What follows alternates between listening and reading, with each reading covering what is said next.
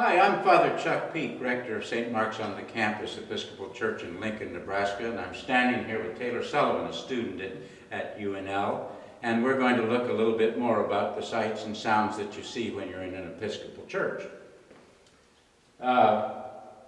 You're looking at two baptismal fonts. This is the font that came out of the original church that was in this location. It faced the other direction. It was called University Chapel, and it was in fact the first university chapel to exist on an American public university campus, and we'll be celebrating its 100th anniversary this coming year. This is the newer baptismal font that came when this church came into being, this particular being, and they stand here lit by two candles if we're having a ceremony back here of baptism. They're placed here because in theologically, baptism is your entry into the kingdom of God, and so they're put at the entry of the church.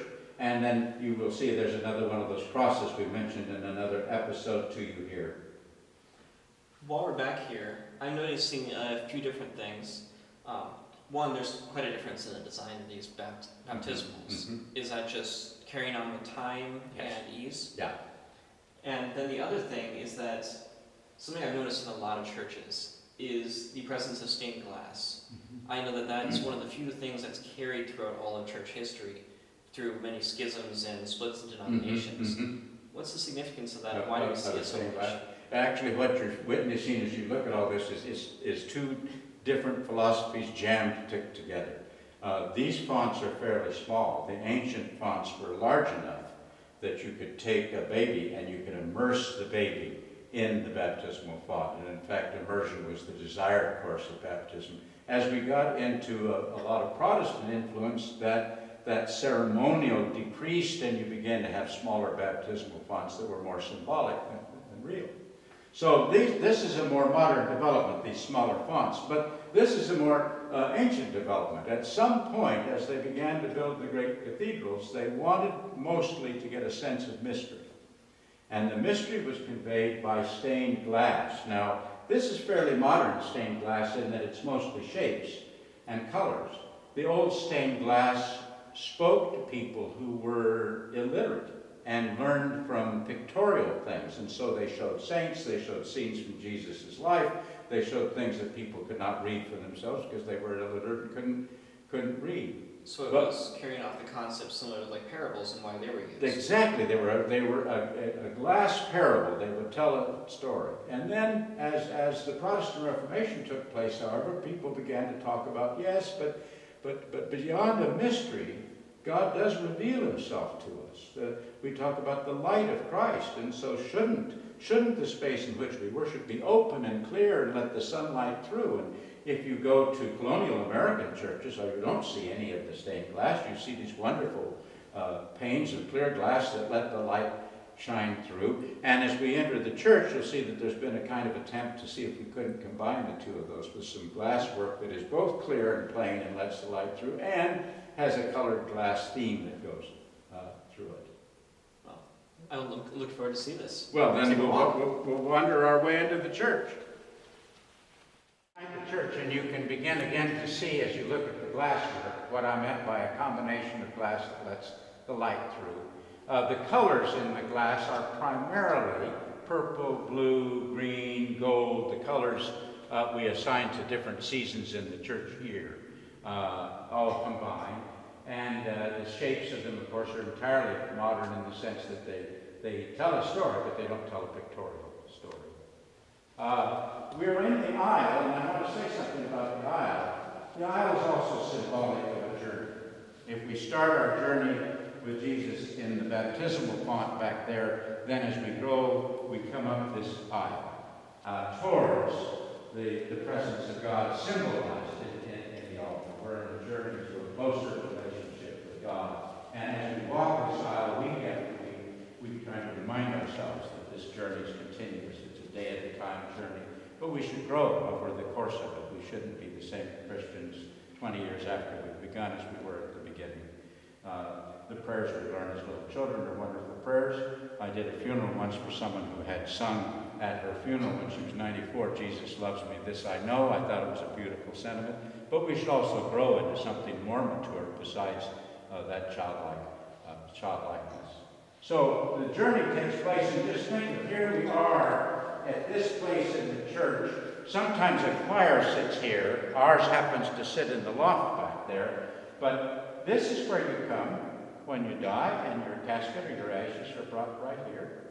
This is where you come when you're going to get married, and you come and stand here. This is where you come when you're going to be confirmed. This is where we come to receive communion. So this is sort of the area we're standing in of where God keeps appointments with his people as they go through the stages of their life.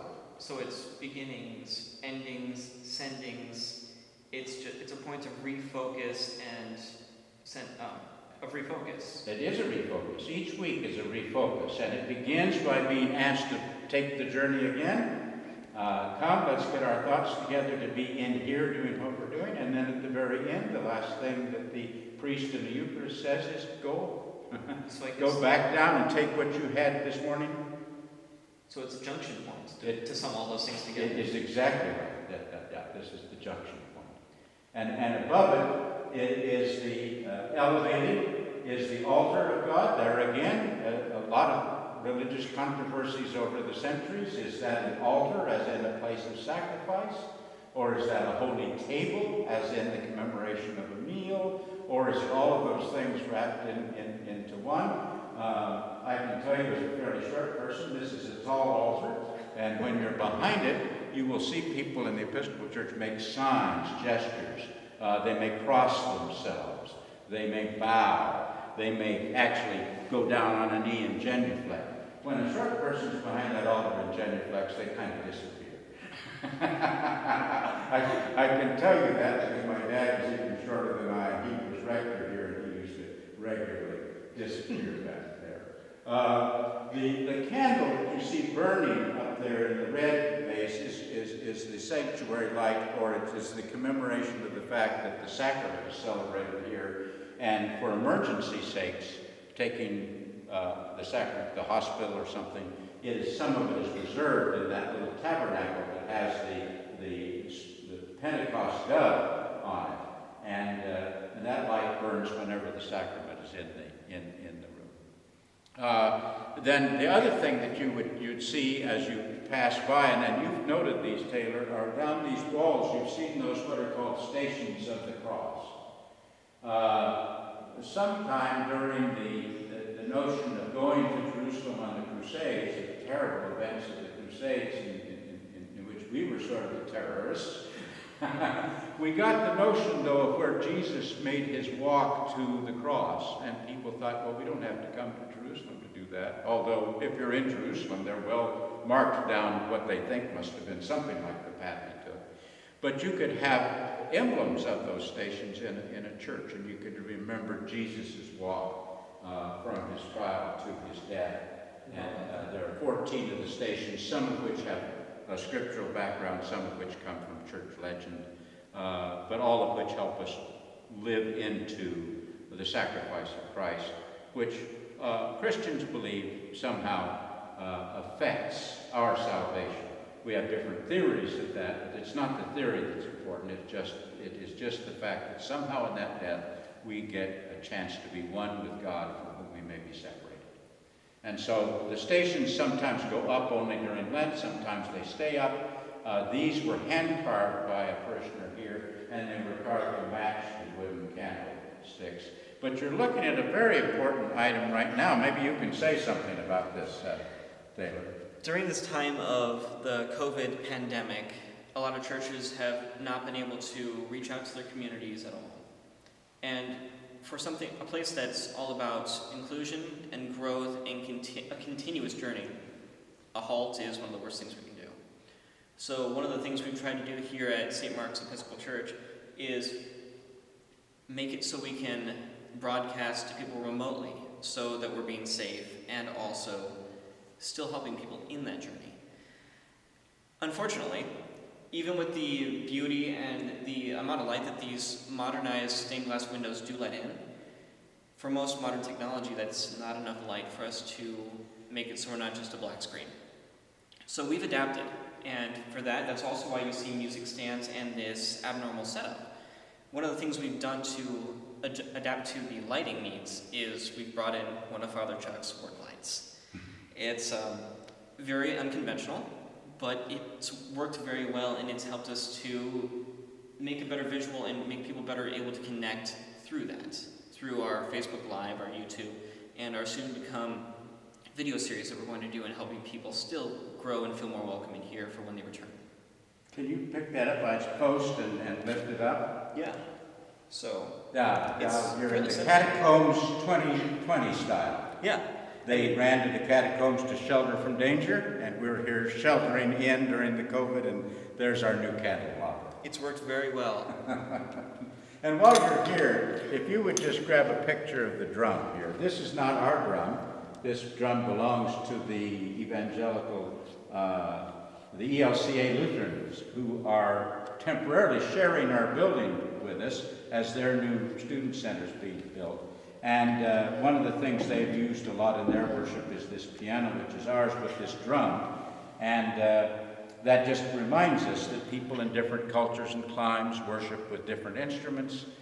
Song important in every religion that you know of, and songs differ by culture. And so I've been to worship with the ELCA, and they use that drum very effectively, and it's a wonderful backdrop with the piano to a different kind of music than we usually sing on Sunday morning.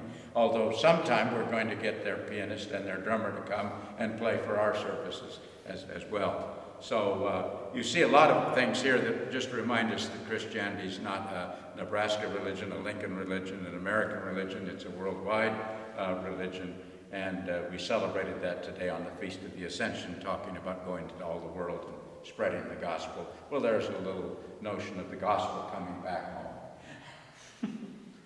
Thank you for joining us for this second tour, and there may be other tours of this church as we go into more detail about some things.